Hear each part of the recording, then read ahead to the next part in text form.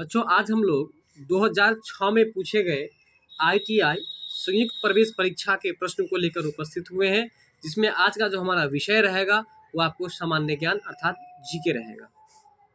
आइए, आपका पहला प्रश्न है गांधी जी से संबंधित है। तो पहला मुझे ये जवाब दीजिए आप लोग कि गांधी जी का जन्म किस राज्य में हुआ था? गुजरात के कहाँ हुआ था? गुजरात। अब बताइए कि गांधी जी का जन्म कब हुआ था? 2 अक्टूबर 1869 को। कब हुआ था? 2 अक्टूबर और गांधी जी की मृत्यु कब हुई थी? 30 जनवरी 1948 को। गांधी जी के मृत्यु दिवस पर कौन सा दिवस मनाया जाता है? शहीद दिवस। कौन सा दिवस मनाया जाता है? शहीद दिवस। गांधी जी के समाधि को क्या कहा जाता है? राजघाट। गांधी जी की समाधि किस राज्य में है? बताइए। दिल्ली में है। कहाँ पर है? दिल्ली में है। आइए, आपका जो प्रश्न है तो दिल्ली में है। अब आइए, आपका प्रश्न क्या कहता है इस पर जरा चर्चा करते हैं। तो जैसा कि आप देख रहे हैं, गांधी जी ने प्रथम सत्याग्रह अभियान कहाँ से शुरुआत किया था? गांधी जी प्रथम सत्याग्रह अभियान जो है कहाँ से प्रारंभ किए थे? तो आपको पहले से भी पता होगा, चंपारण से किए थे। और इसीलिए चंपारण आंदोलन जो है आपको याद रखिएगा कि कब हुआ था? तो 1917 ईस्वी में हुआ था। कब हुआ था? चंपारण आंदोलन कब हुआ था? 1917 ईस्वी में हुआ था। चंपारण आंदोलन कब हुआ था? 1917 ईस्वी में हुआ था। बात समझ में आ रहा है? तो गांधी जी ने प्रथम सत्याग्रह अभियान कहाँ से प्रारंभ किया था? तो चंपारण से।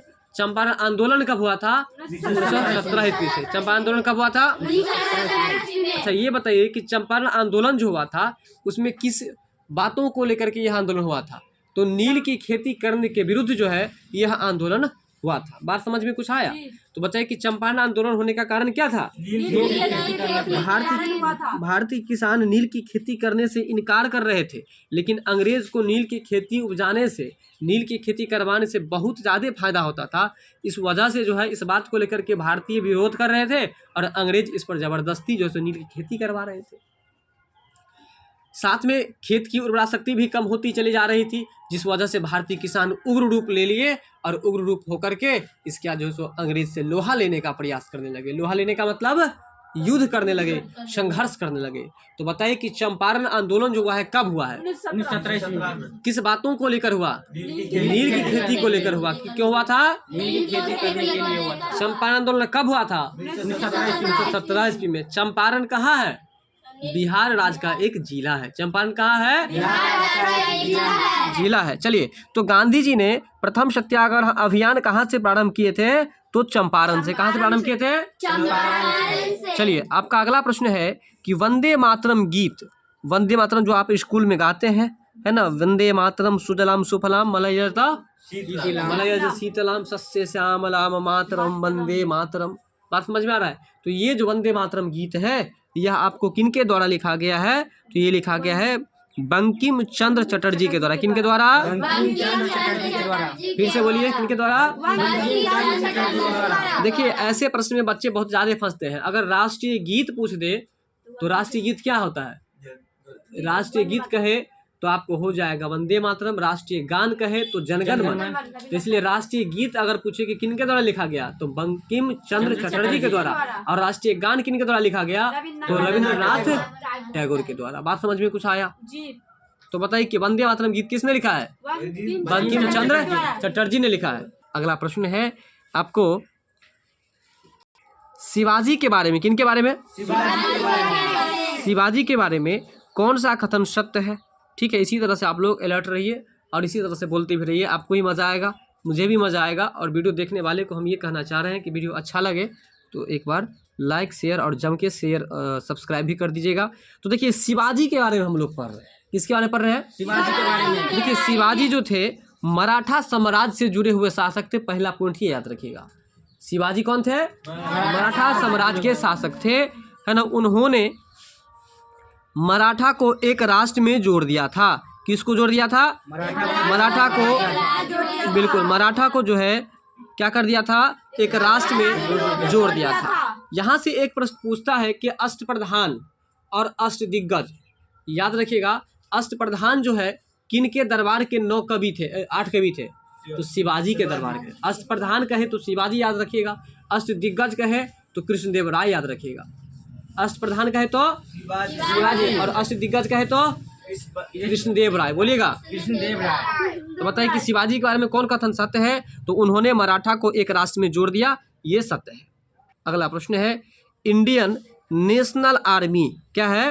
Indian national army. बिल्कुल, इंडियन नेशनल आर्मी यानी कि भारतीय राष्ट्रीय फौज है ना। भारतीय राष्ट्रीय फौज किसके द्वारा संगठित किया गया था?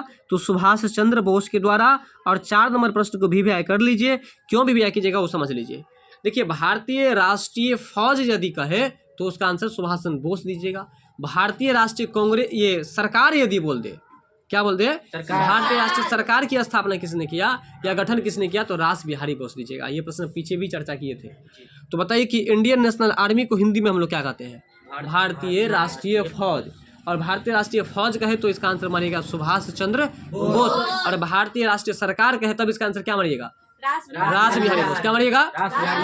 चलिए, तो बताइए कि इंडियन नेशनल आर्मी किसके द्वारा संगठित किया गया? तो सुभाष चंद्र बोस के द्वारा संगठित किया गया। यहाँ तक क्लियर है? चलते हैं आगे हम लोग। अगला प्रश्न है 1857 ईस्वी के सैनिक विद्रोह जो हुए थे उसका तात्कालिक कारण क्या था? ये आपको पहले से ही पता होगा कि सैनिक विद्रोह का तात्कालिक कारण था सैनिकों को ग्रीस लगे कारतूसों की आपूर्ति। सैनिकों को ग्रीस लगे कारतूसों की आपूर्ति। बस सीधा सीधा इतना समझिए कि कारतूस का जो चर्चा हो जिस ऑप्शन में वो आप लगा दीजिएगा, ठीक है ना। चर्बी वाले कारतूस को लेकर के ये झंझट हुआ था। कौन सा झंझट? तो 1857 का सैनिक विद्रोह। अगर आपसे पूछे कि 1857 के सैनिक विद्रोह का तात्कालिक कारण क्या था, तो चर्बी वाला कारतूस। और यहाँ ऑप्शन में दिया है कि सैनिकों को ग्रीस लगे कारतूसों की आपूर्ति। तो इसको भी याद रखिएगा, नहीं तो सिंपल रूप में आप बस तात्कालिक कारण आप कारतूस याद रखिएगा, ठीक है। अगला प्रश्न है राजा राम मोहन राय, बोलिएगा जरा। राजा राम मोहन राय किसके संस्थापक थे? तो ब्रह्म समाज के संस्थापक थे। किसके संस्थापक थे? राजा राम मोहन राय किसके संस्थापक थे? ब्रह्म समाज के। तो बताइए कि रामकृष्ण मिशन जो थे वो किस चीज के संस्थापक थे? बताइए। स्वामी विवेकानंद जी थे। रामकृष्ण मिशन के संस्थापक कौन थे? स्वामी विवेकानंद। इसका था आपको प्रार्थना समाज के संस्थापक कौन थे? आत्मारंग पांडुरंग थे। आर्य समाज के संस्थापक कौन थे? तो स्वामी दयानंद सरस्वती थे, ठीक है। तो बताइए कि ब्रह्म समाज के संस्थापक कौन थे? राजा राम मोहन। क्लियर है यहाँ तक? अगला प्रश्न है निम्नलिखित में से सबसे अधिक उपजाऊ मिट्टी, एक दिन और इस प्रश्न पर चर्चा हुआ था। सबसे अधिक जो उपजाऊ मिट्टी होती है वो कौन सी होती है? तो जलोढ़ मिट्टी होती है। कौन सी मिट्टी होती है? सबसे अधिक उपजाऊ मिट्टी कौन सी होती है? जलोढ़ मिट्टी होती है। अगला प्रश्न है निम्नलिखित में से कौन सा सबसे प्राचीन पर्वत श्रृंखला है? देखिए, सबसे प्राचीन पर्वत श्रृंखला जो है वो अरावली पर्वत है। सबसे पुरानी पर्वत कौन सी है? तो अरावली पर्वत है, याद रखिएगा। और यह पर्वत आपको कहाँ पर है? तो यह आपको राजस्थान में। अरावली पर्वत कहाँ पर है? राजस्थान में। अगला प्रश्न है कि हिमालय की नदियों की मुख्य विशेषता क्या है?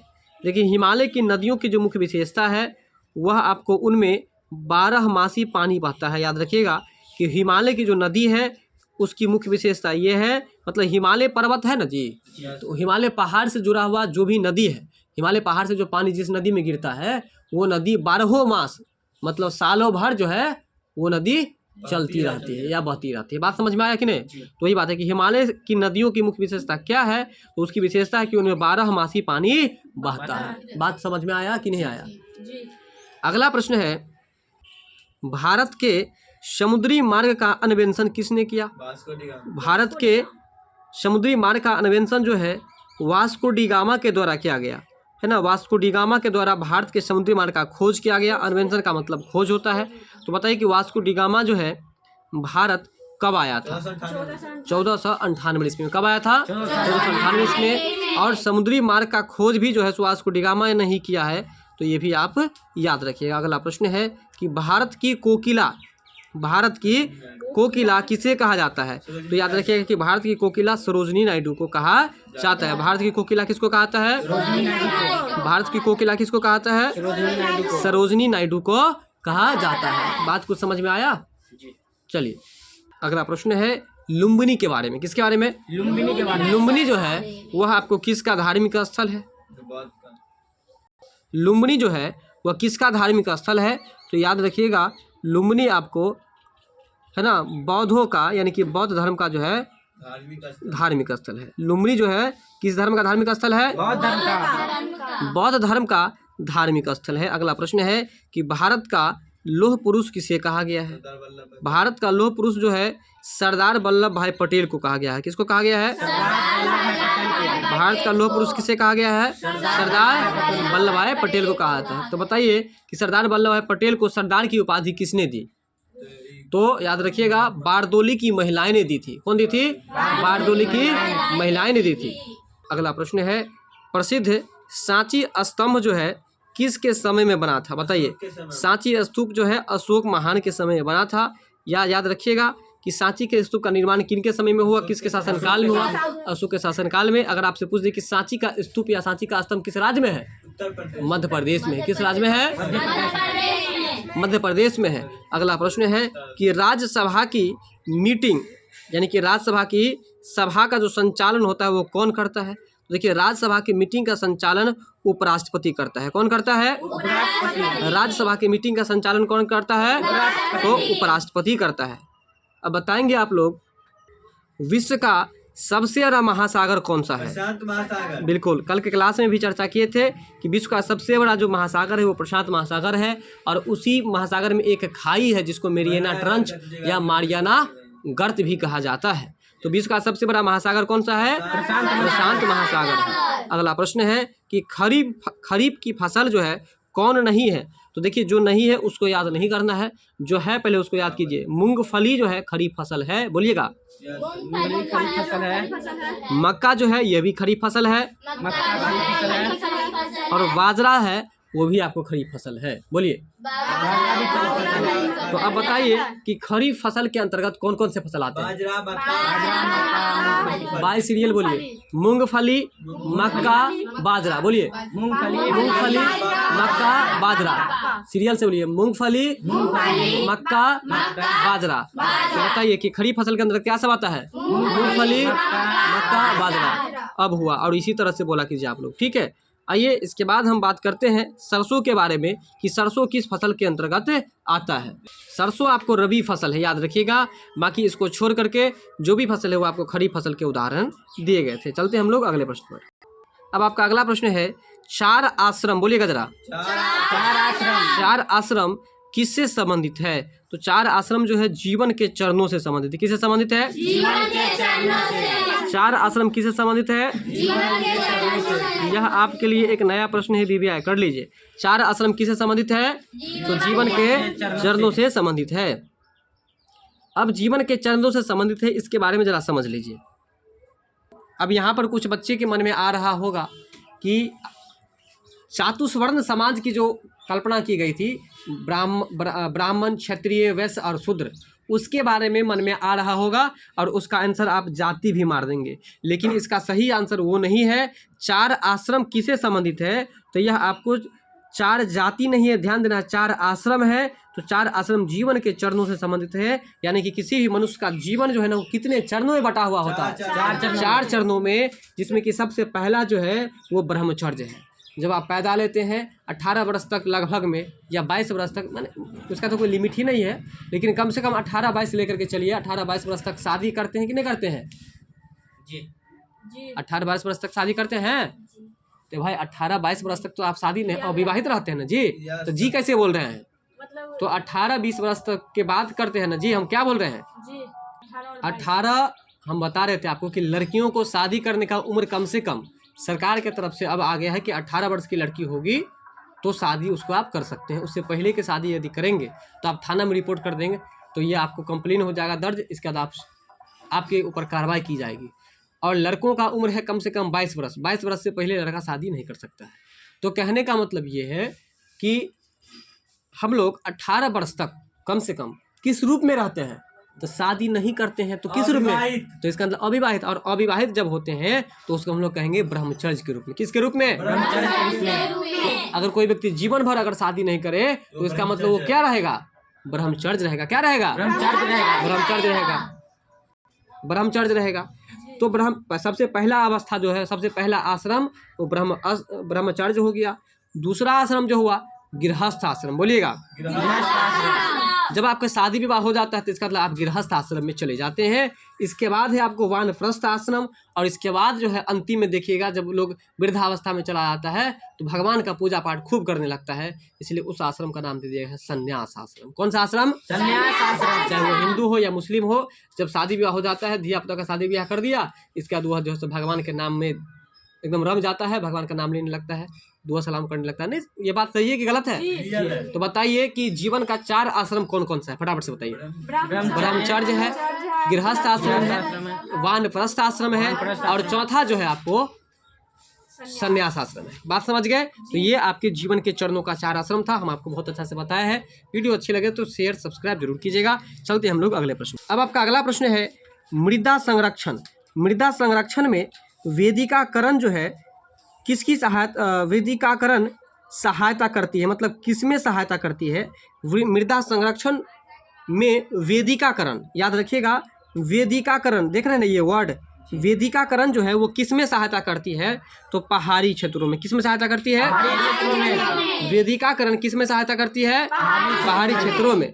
देखिए, वेदिकाकरण एक ऐसी प्रक्रिया है जिसके माध्यम से मिट्टी का जो है ना संरक्षण नहीं होता है, मिट्टी सुरक्षित रहता है। तो इसलिए याद रखिएगा कि अगर कोई पूछ दे कि वेदिकाकरण क्या है, तो आप बोलिएगा कि वेदिकाकरण जो है मृदा को बचाने की, मृदा को सुरक्षित रखने की एक प्रक्रिया है जिसमें मिट्टी का अवक्षय नहीं होता है, मिट्टी का आपको संरक्षण होता है। तो बताइए कि मृदा संरक्षण में वेदिकाकरण जो है किसमें सहायता करता है? तो पहाड़ी क्षेत्रों में। कहाँ पर? पहाड़ी क्षेत्रों में। पहाड़ी क्षेत्रों में वेदिकाकरण करके मृदा का संरक्षण किया जा सकता है। यहाँ तक क्लियर हुआ? अगला प्रश्न है, निम्न में से किसके प्रयासों से 1856 ईस्वी में विधवा पुनर्विवाह अधिनियम पारित हुआ? विधवा पुनर्विवाह अधिनियम जो पारित हुआ है ईश्वर चंद्र विद्यासागर के प्रयासों से। किसके प्रयासों से? निम्न में से किसके प्रयासों से 1856 ईस्वी में विधवा पुनर्विवाह अधिनियम पारित हुआ है? तो ईश्वर चंद्र विद्यासागर, ईश्वर चंद्र विद्यासागर के प्रयासों से 1856 ईस्वी में विधवा पुनर्विवाह अधिनियम पारित हुआ। अगर आपसे पूछे कि विधवा पुनर्विवाह अधिनियम जो है किसके प्रयासों से 1856 ईस्वी में पूरा हुआ, तो बताइए ईश्वर चंद्र विद्यासागर के प्रयासों से। अगला प्रश्न है, भारत में अंग्रेजी शिक्षा, बोलिएगा। भारत में अंग्रेजी शिक्षा। भारत में अंग्रेजी शिक्षा के परिचय के लिए मुख्य रूप से कौन उत्तरदायी है? देखिए, बताते हैं इसके बारे में, जरा कहानी आपको बताते हैं। भारतीय शिक्षा का मैग्ना कार्टा भी कहा जाता है इसको। तो क्या हुआ कि भारतवासी पहले से ही पढ़ने लिखने के क्षेत्र में, शिक्षा के क्षेत्र में बहुत आगे हैं। तो अंग्रेज देखा कि भारत को हम यदि अपने अपने अधिकार में करेंगे, बात समझ में आ रहा है, अपने अधिकार में करेंगे, तो यहाँ तो देख रहे हैं कि उसका शिक्षा व्यवस्था जो है बहुत ही अच्छा है। बात समझ में आ रहा है, शिक्षा व्यवस्था बहुत ही अच्छा है। तो शिक्षा व्यवस्था जो इतना अच्छा है, तो अगर इतना अच्छा शिक्षा व्यवस्था होगा तो सब जागरूक होगा। जब सब जागरूक होगा तो हम भारत को आज़ाद कैसे करेंगे? भारत को आज़ाद करें मतलब भारत पर अपना अधिकार कैसे करेंगे? तो इसलिए सोचा कि पहले भारत की शिक्षा को ध्वस्त कर देते हैं, और उन्होंने सबसे पहले भारत की शिक्षा को ही ध्वस्त करने का प्रयास किया। तब जाकर के जो है सो भारत आज़ाद, भारत जो है सो गुलाम बन गया। बात समझ में आ रहा है? तो इसलिए उसको लॉर्ड मैकाले को शिक्षा का मैग्ना कार्टा कहा जाता है। याद रखिएगा कि भारतीय शिक्षा का मैग्ना कार्टा किसको कहा है? लॉर्ड मैकाले को। किसको कहा है? लॉर्ड मैकाले को। तो वही बात लिखा है कि भारत में अंग्रेजी शिक्षा के परिचय के लिए मुख्य रूप से कौन उत्तरदायी है? तो लॉर्ड मैकाले। कौन? Lord Macaulay. और मतलब भारत की शिक्षा को वो खत्म करके अंग्रेजी शिक्षा डालने का प्रयास किया, यानी कि अंग्रेजी शिक्षा का परिचय देने का काम किसका है? Lord Macaulay. लॉर्ड मैकाले ही भारत में अंग्रेजी के बारे में विशेष रूप से फोकस किया, परिचय दिया। कॉन्सेप्ट को समझे कि नहीं? प्रश्न को ये बताइए। इसके बाद है आपको मृदा क्षरण। मृदा क्षरण जो है किनके द्वारा रोका जा सकता है? अभी जस्ट बताए थे। मृदा क्षरण मतलब मिट्टी का कटना। अगर कहीं पर मिट्टी कट जाता है, आप पेड़ लगा दीजिए, तो पेड़ का जड़ जो है मिट्टी को कैसे रखता है? पकड़ के, ऐसे करके जकड़ के रखता है ना। तो वही बात है कि मृदा क्षरण मतलब मिट्टी को कटना, उसको कहते हैं मृदा क्षरण। तो मृदा क्षरण को किसके द्वारा रोका जा सकता है? अच्छे पेड़ पौधे लगाकर। कैसे रोका जा सकता है? अच्छे पेड़ पौधे लगाकर। अच्छे पेड़ पौधे को लगा करके आप मृदा क्षरण को रोक सकते हैं। यहाँ तक क्लियर है? आपका अगला प्रश्न है कि हम मानव जीवन से भ्रष्टाचार को हटा सकते हैं। हम मानव जीवन से किसको हटा सकते हैं? भ्रष्टाचार को हटा सकते हैं। भ्रष्टाचार का मतलब होता है भ्रष्ट जोर आचार, यानी कि जिसका आचरण गंदा हो उसको कहते हैं हम लोग भ्रष्टाचारी। बात समझ में आ रहा है? तो भ्रष्टाचार को हटा सकते हैं। तो कैसे हटा सकते हैं? तो जनता को शिक्षित यदि हम लोग कर देंगे तो जनता भ्रष्टाचार को खत्म कर देगा। लेकिन वास्तविकता में देखिए तो लोग जितना भी बड़ा बड़ा पढ़ा लिखा पदाधिकारी है वही सब भ्रष्ट है। तो ये बीपीएससी का चेयरमैन 4 दिन पहले पकड़ाए है अतुल प्रसाद। बात समझ में आ रहा है? तो ये बड़ा बड़ा जो शिक्षा मंत्री सब है, बात समझ में आ रहा है, जो शिक्षा ग्रहण करके बहुत बड़ा पदवी ग्रहण कर लिया है वही सब भ्रष्ट बन गया है। इस प्रश्न के हिसाब से हम लोग को देखना होगा कि हम मानव जीवन से भ्रष्टाचार कैसे खत्म करेंगे, तो लोगों को जागरूक करके, लोगों को शिक्षित करके। बात समझ में आ रहा है ना? याद रखिएगा ना। चलिए अगला प्रश्न है, भारत में शंकुधारी वन कहाँ पाए जाते हैं? भारत में शंकुधारी वन जो है वो हिमालय में पाए जाते हैं। भारत में शंकुधारी वन कहाँ पाए जाते हैं? शंकुधारी वन आपको इस टाइप से रहते हैं। देखिए जैसे ये पेड़ है, ऐसे देखिए, ऐसे करके पेड़ रहते हैं। सड़क के किनारे दिखेगा ऐसे ऐसे करके पेड़ रहे, तो ये शंकु का जैसा लग रहा है कि नहीं लग रहा है? ठीक है। तो भारत में शंकुधारी वन जो है वह आपको किस क्षेत्र में देखने को मिलता है? तो हिमालय के क्षेत्र में। किस क्षेत्र में? हिमालय के क्षेत्र में। अगला प्रश्न है, भारतीय राष्ट्रीय कांग्रेस का पहला अध्यक्ष, भारतीय राष्ट्रीय कांग्रेस का पहला अध्यक्ष कौन था? और इस प्रश्न को भी कर लीजिए। सबसे पहले भारतीय राष्ट्रीय कांग्रेस का पहला अध्यक्ष जो है आपको WC बनर्जी था। और उसने सबसे पहले इसको कब बनाया गया? तो 1885 में, यानी कि जब स्थापना हुआ तभी ना पहला अध्यक्ष बनेगा। तो याद रखिएगा कि भारतीय राष्ट्रीय कांग्रेस का पहला अध्यक्ष जो था वो WC बनर्जी था, है ना, जिसको हम लोग व्योमेश चंद्र बनर्जी कहते हैं। और 1885 ईस्वी में यह अध्यक्ष बना था। किसका अध्यक्ष? भारतीय राष्ट्रीय कांग्रेस का। किसका अध्यक्ष? भारतीय राष्ट्रीय कांग्रेस। तो बताइए कि भारतीय राष्ट्रीय कांग्रेस का पहला अध्यक्ष कौन था? व्योमेश चंद्र बनर्जी या WC बनर्जी। और इसकी स्थापना कब हुई? 1885। और इससे ठीक पहले अभी आपको हम प्रश्न बताए थे कि भारतीय राष्ट्रीय कांग्रेस के मुस्लिम अध्यक्ष कौन थे? बदरुद्दीन तैयब जी। और महिला अध्यक्ष कौन थी? Annie Besant. और भारतीय राष्ट्रीय कांग्रेस के संस्थापक कौन थे? तो A.O. ह्यूम। कौन थे? A.O. ह्यूम। चलिए अगला प्रश्न है, हम हिमालय पर जाते हैं तो श्वास रहित महसूस करते हैं। कहने का मतलब जब आप हिमालय पर जाएंगे ना तो जितना ऊंचा आप जाते रहेंगे आपको लगेगा कि सांस लेने में हमको दिक्कत हो रहा है। सांस लेने में दिक्कत हो रहा है। ऐसा क्यों? क्योंकि पहाड़ों पर वायु का घनत्व कम होता है। पहाड़ों पर वायु का घनत्व क्या होता है? कम होता है। अतः ऑक्सीजन की मात्रा कम जाती है। यानी कि जब ऑक्सीजन की मात्रा कम जाती है ना पहाड़ पर जाने के बाद, तो आपको सांस लेने में क्या होगा? दिक्कत होगा। क्या होगा? दिक्कत होगा। बिल्कुल वही बात है कि जब हम हिमालय पर जाते हैं तो श्वास रहित महसूस करते हैं। क्यों? क्योंकि पहाड़ों पर वायु का घनत्व कम होता है, अतः ऑक्सीजन की मात्रा कम होती है। बात समझ में आया? चलिए अगला प्रश्न है आपका कि टीपू सुल्तान कौन? टीपू सुल्तान के शासनकाल में मैसूर की राजधानी कहाँ थी? प्रश्न बहुत अच्छा है, BBI कर लीजिए। टीपू सुल्तान के शासनकाल में मैसूर की राजधानी श्रीरंगपट्टनम थी। कहाँ थी? श्रीरंगपट्टनम। टीपू सुल्तान के शासनकाल में मैसूर की राजधानी कहाँ थी? श्रीरंगपट्टनम। टीपू सुल्तान के शासनकाल में मैसूर की राजधानी कहाँ थी? श्रीरंगपट्टनम थी। इसके बाद आपका अगला प्रश्न है, हर्षवर्धन के काल में, किसके काल में? हर्षवर्धन के काल में एक बड़ा बौद्ध मठ कहाँ पर था? हर्षवर्धन के काल में एक बड़ा बौद्ध मठ जो था वह कहाँ पर था? तो नालंदा जिला में। कहाँ पर था? इस प्रश्न को भी BBI कीजिए। हर्षवर्धन के काल में एक बड़ा बौद्ध मठ जो था वो आपको नालंदा जिला में था। किस जिला में था?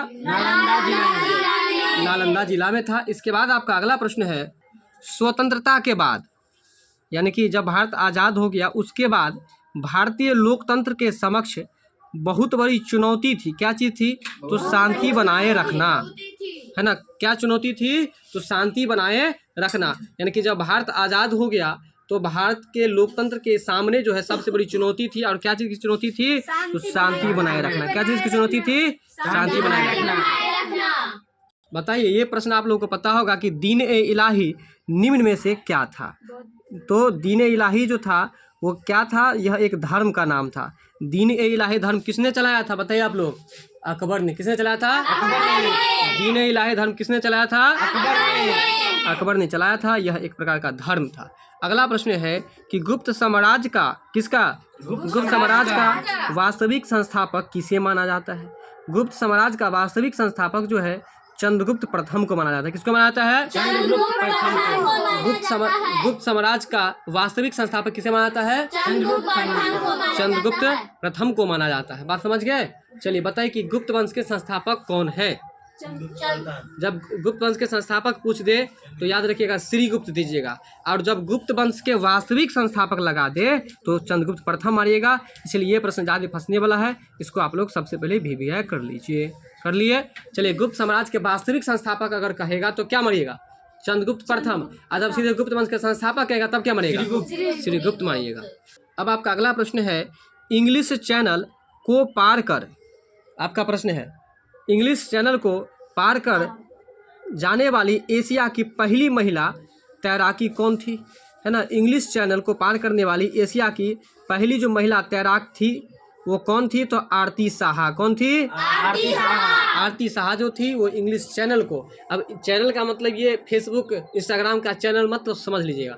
चैनल का मतलब नहर जो आप गांव घर में देखते हैं उसको चैनल बोला जाता है, ठीक है ना। तो वो अंग्रेज के द्वारा बनाया गया था नहर, और इस नहर को पार करने वाली एशिया महादेश की जो पहली महिला थी उसका नाम था आरती साहा। क्या नाम था?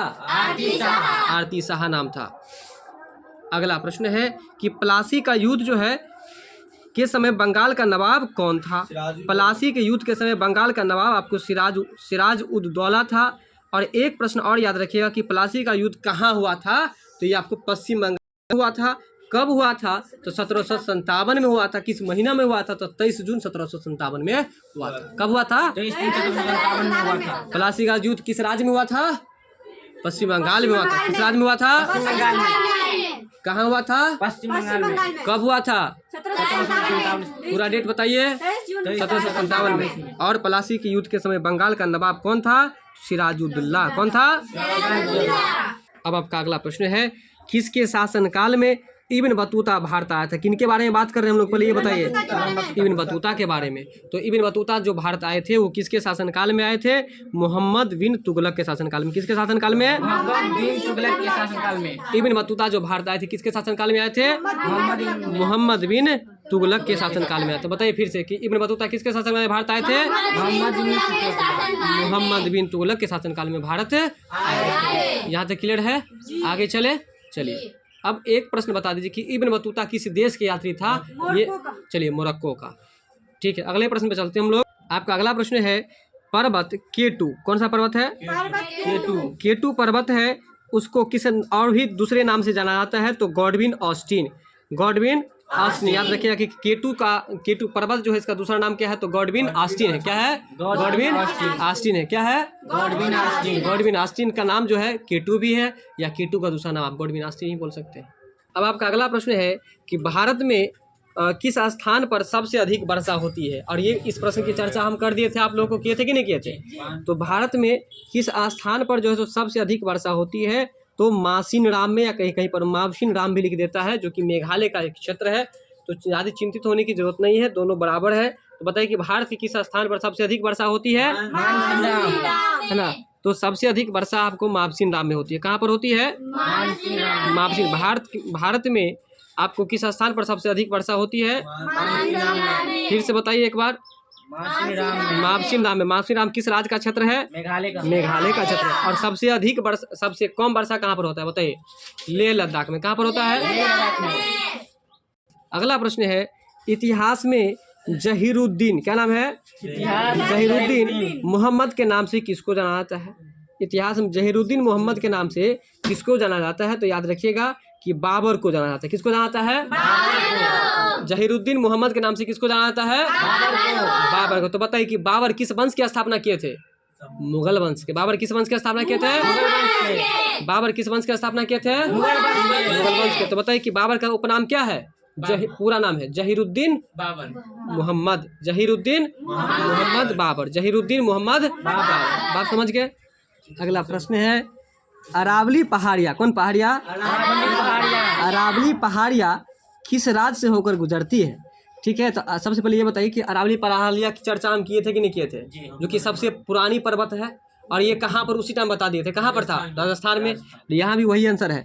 अरावली पहाड़ियाँ किस राज्य से होकर गुजरती है, तो राजस्थान से होकर गुजरती है। किस राज्य से होकर गुजरती है, बताइए। राजस्थान की राजधानी कहाँ है, और मध्य प्रदेश की राजधानी कहाँ है, भोपाल। मध्य प्रदेश की राजधानी महाराष्ट्र की राजधानी कहाँ है, महाराष्ट्र की राजधानी कहाँ है, और उत्तर प्रदेश की राजधानी कहाँ है, लखनऊ। उत्तर प्रदेश की राजधानी कहाँ है, लखनऊ।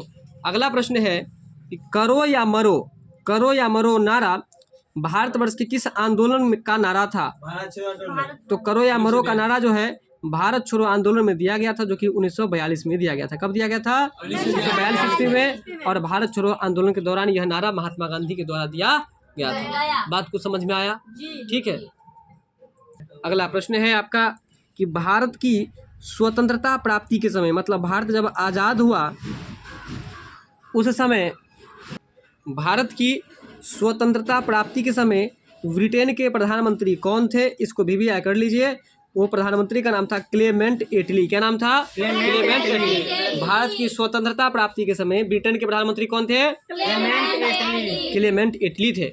भारत की स्वतंत्रता प्राप्ति के समय ब्रिटेन के प्रधानमंत्री कौन थे, तो क्लेमेंट एटली थे।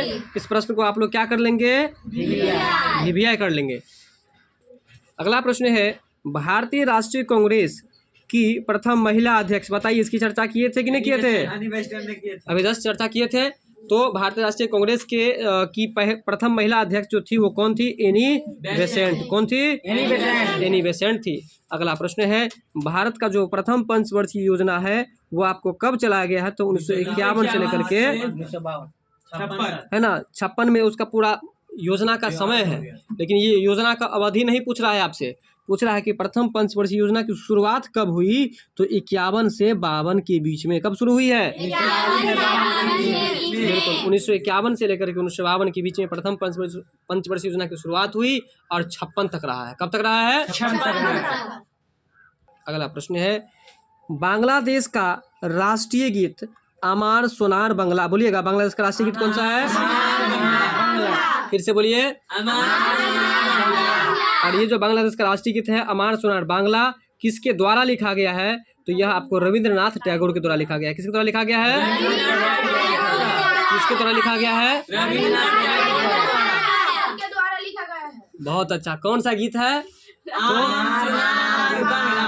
ये बांग्लादेश का राष्ट्रीय गीत है। कौन सा गीत है, बांग्लादेश का राष्ट्रीय गीत है। और गीत क्या है बताइए, अमार सोनार बांग्ला। अमार सोनार बांग्ला जो है किसके द्वारा लिखा गया है, रविंद्रनाथ टैगोर के द्वारा लिखा गया है। आइए अब आपका अगला प्रश्न है कि भारतीय संविधान में, किसमें, भारतीय संविधान में किसकी मान्यता प्राप्त भाषाएं हैं। ये प्रश्न बार बार देखने को मिल रहा है, इसको रट लीजिए आप लोग कि भारतीय संविधान में कितनी प्राप्त भाषाएं हैं।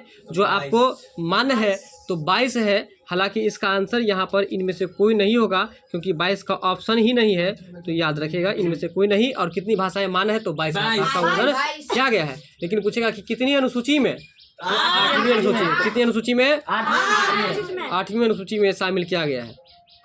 अगला प्रश्न है कि वृक्षों के संरक्षण से संबंधित, समझिएगा, एक आंदोलन हुआ था जिसका नाम है आपको चिपको आंदोलन। याद रखिएगा, कभी कभी परीक्षा में अपिको आंदोलन ही पूछ देता है। चिपको आंदोलन का ही दूसरा नाम आपको अपिको आंदोलन है, ठीक है ना। तो वृक्ष के संरक्षण से संबंधित जो आंदोलन है वो कौन सा आंदोलन है, चिपको आंदोलन, ठीक है। और चिपको आंदोलन किसने चलाया था, तो सुंदरलाल बहुगुणा ने। किसने चलाया था, सुंदरलाल बहुगुणा ने चलाया था। गुन्ना मत बोलिए, बहुगुणा बोलिए। किसने चलाया था, सुंदरलाल बहुगुणा ने चलाया था। और यदि आपसे पूछे कि चिपको आंदोलन जो हुआ था उसकी शुरुआत कहाँ से हुई थी, तो उत्तराखंड के गढ़वाल जिला से हुआ था, ठीक है ना। अब चिपको आंदोलन की शुरुआत कब हुई थी, तो इसका आंसर भी आपको हम बता देते हैं। देखिए, चिपको आंदोलन आपको 1973 से 74 के बीच में हुआ, ये चीज़ याद रखिएगा। और उत्तराखंड के गढ़वाल जिला से हुआ था शुरू, ठीक है ना। और चिपको आंदोलन के प्रणेता कहे या इसके प्रवर्तक कहे तो कौन थे, सुंदरलाल बहुगुणा जी थे। अगर ये पूछे कि आपको यह जो है सो किससे संबंधित थे, तो पर्यावरण से संबंधित थे या वृक्षों के संरक्षण से संबंधित थे। बात समझ में आ गया। चलिए, इसके बाद है भारत में कपास का सबसे बड़ा उत्पादक राज्य कौन सा है। भारत में कपास का सबसे बड़ा जो उत्पादक राज्य है वो आपको गुजरात है। कौन सा राज्य है, गुजरात। बताइए कि गुजरात की राजधानी कहाँ है, गांधीनगर। गुजरात की राजधानी कहाँ है, गांधीनगर, ठीक है। तो भारत में कपास का सबसे बड़ा उत्पादक राज्य कौन सा है, गुजरात है। बताइए कि आंध्र प्रदेश की राजधानी कहाँ है, राजस्थान की राजधानी, उत्तर प्रदेश की राजधानी लखनऊ है। चलिए अगला प्रश्न है कि अभ्रक उत्पादन में भारत का कौन सा स्थान है? तो अभ्रक उत्पादन में भारत का स्थान पहला है, यानी कि प्रथम स्थान पर है अभ्रक उत्पादन में। याद रखिएगा, ये अपना भारत है और अपना भारत जो है किसके उत्पादन में अग्रणी है? तो अभ्रक के उत्पादन में भारत पहला स्थान पर है। अभ्रक के उत्पादन में भारत पहला स्थान पर है। अगला है गन्ने का अधिकतम उत्पादन, है कि नहीं? गन्ने का अधिकतम उत्पादन करने वाला जो प्रदेश है, गन्ने का अधिकतम उत्पादन करने वाला जो प्रदेश है वो कौन सा प्रदेश है बताइए? तो गन्ना का अधिकतम उत्पादन करने वाला जो प्रदेश है वो आपको उत्तर प्रदेश है। इसलिए याद रखिएगा, चीनी का कटोरा किसको कहा जाता है? उत्तर प्रदेश। तो सही बताया आप लोग कि चीनी का कटोरा उत्तर प्रदेश को कहा जाता है। लेकिन यहाँ पर एक बात को समझिएगा, बड़ी गौर से सुनिएगा, नहीं तो प्रश्न में गलती हो जाएगा। अगर राज्य पूछे तो चीनी का कटोरा उत्तर प्रदेश दीजिएगा, अगर देश पूछ दे तो उसका आंसर क्यूबा दीजिएगा। क्या दीजिएगा? क्यूबा। इसका आंसर क्या दीजिएगा? क्यूबा। तो यहाँ पर प्रश्न क्या है, ध्यान दीजिए कि गन्ने उत्पादन में आपको सर्वाधिक आगे जो है, सबसे अधिक आगे वो कौन सा राज्य है, कौन सा प्रदेश यानी कि देश है? तो उत्तर प्रदेश दीजिएगा। बात समझ में आ रहा? प्रदेश का मतलब राज्य, क्षेत्र होता है, देश नहीं समझ लीजिएगा। अगर देश पूछेगा तो क्यूबा दीजिएगा, देश पूछेगा तो क्यूबा, और राज्य पूछेगा तो प्रदेश पूछेगा तो उत्तर प्रदेश। बात समझ में आ गया ना? चलिए आगे चलते हैं हम लोग। किस गुप्त शासक को विक्रमादित्य की उपाधि दी गई थी? किस गुप्त शासक को विक्रमादित्य की उपाधि दी गई थी? तो इसका आंसर हो जाएगा आपको चंद्रगुप्त द्वितीय। क्या होगा आंसर? किस गुप्त शासक को विक्रमादित्य की उपाधि दी गई थी? किस गुप्त शासक को विक्रमादित्य की उपाधि दी गई थी? चंद्रगुप्त द्वितीय को विक्रमादित्य की उपाधि। यहाँ तक समझ में आया कि नहीं? अगला प्रश्न है, सन 1961 ईस्वी की बात है, पुर्तगालियों से कौन से भारतीय राज्य को मुक्त कराया गया था? प्रश्न समझिए, सन 1961 में कब की बात हो रही है? सन 1961 ईस्वी में पुर्तगालियों से, किससे? पुर्तगालियों से कौन से भारतीय राज्य जो है मुक्त हुआ था? यानी कि पुर्तगाली जो है ना गोवा पर अधिकार कर लिया था। याद रखिएगा कि पुर्तगाली जो है गोवा पर अधिकार कर लिया था, लेकिन उस पुर्तगालियों से गोवा जो अलग हुआ है वो कब अलग हुआ है? 1961 ईस्वी में। कब अलग हुआ है? 1961 ईस्वी में बेचारा गोवा जो है पुर्तगाली से आज़ाद हो गया। तो एक बार आप लोग फटाफट से सारे प्रश्न को एक बार हम रिव्यू करते हैं, फटाफट से बताइए सबसे पहले कि शिवाजी किस साम्राज्य से जुड़े हुए थे? शिवाजी जो थे वो मराठा साम्राज्य से जुड़े हुए थे। बताइए आप लोग कि राजा राम मोहन राय किसके संस्थापक थे? ब्रह्म समाज के। किसके संस्थापक थे? चलिए अगला प्रश्न बताइए कि भारत की कोकिला किसे कहा जाता है? ठीक है, लुम्बिनी जो है वो किसका धार्मिक स्थल है? भारत का लौह पुरुष किसे कहा गया है? लास्ट क्वेश्चन बताइए कि सांची का स्तूप जो है वह किस राज्य में बनाया गया है? मध्य प्रदेश में। ठीक है, वीडियो अच्छी लगे तो लाइक, शेयर और सब्सक्राइब भी कर दीजिएगा। मिलते हैं अगले वीडियो में। 2005 के प्रश्न को लेकर के उपस्थित होते हैं। जब तक आप लोग रिवीजन कीजिए, अधिक से अधिक पढ़िए, जो प्रश्न कटवा देते हैं उसको काट दीजिए, जो प्रश्न VVI करवाते हैं उसको जरूर VVI कीजिए, और परीक्षा के दिन उसको बार बार देख करके जरूर जाइएगा। मिलते हैं अगले वीडियो में।